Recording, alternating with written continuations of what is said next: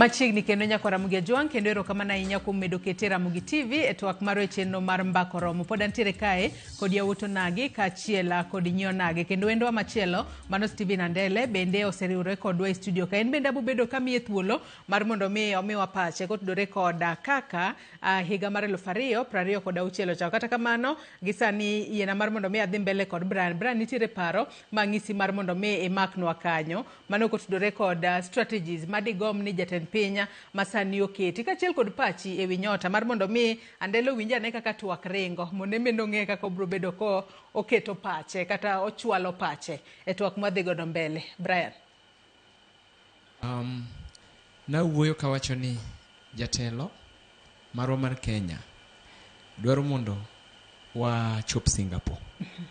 To akwedo wachno kawacho ni Singapore en kamoro matin makitimo deep analysis kuome idhiro ni en kamoro marom kata gi Nairobi ka. To Kenya idhiro ni Singapore donje i Kenya diboro. Mane momiyo kata population margi bende pod de piny. Mane momiyo yudo ka joko oyudo tich mayot nikech kata population margi ang'eyo ni giyudo independent ka waseyudo. To kata population margi bende pod ne piny.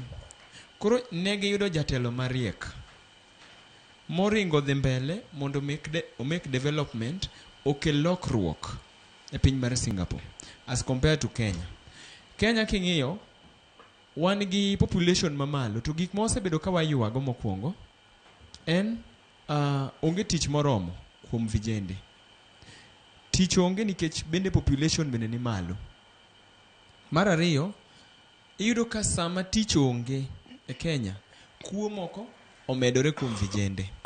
To ka wadonjo waneno kaka ipango jotelo ma yiero pangowa.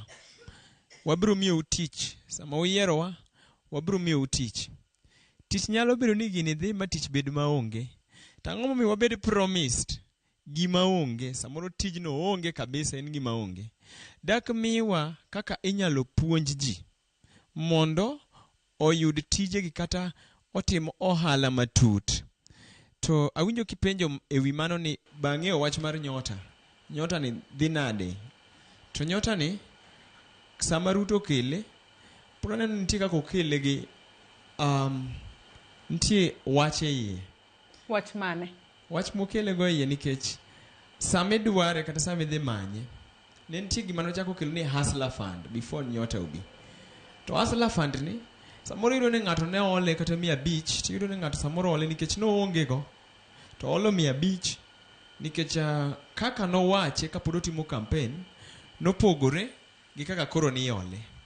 Koro mondo miyud nyota nyaka ni chul hustler fund mane samoro in go mane kawo. To wayudo ni jatend piny nowacho maber ni kadipo ni in gi hustler fund gowi inde moko nowacho ka nitie kama dhi yudo we mbele ka. Nitie kama dhi yudo we mbele ka. To mbele kae en nyota ni Koro tugo gi gine mar hustler fund cha ichule mondo koka mi nyota ma bende sami apply jok masebedo ka interact go apply to akia jok mimiyo gima chalo nyota ni. Jok mimiyo nyota ni akia ni gin jok mobedo specified ni ng'ani mi akia ni gin jok mawinjore sirikal ka ni ng'atni midhi nikech ok miye ne ji te. Gini en mana jok moyier kamoro to kele yo mar tugogo ewi jo Kenya mondo jo Kenya nyis ni gini timre alafu kwanyo jok moko mosemiya achiel ariyo adek mondo wuo ni gini osemiya timo kama but specific people ma Gen Z manuwuok gi gin pok giwuok ma giwacho nang'o gini en gima diera en gima genuine ne wayude wasetimo kama ji million maromo kama oseyudo pesa ni wasetimo go ohala machalo kama koro ikwanyo mana ji ariyo adek. Penjo en ni wang'eyo ni chenro no mano mar nyota ma jatend pinya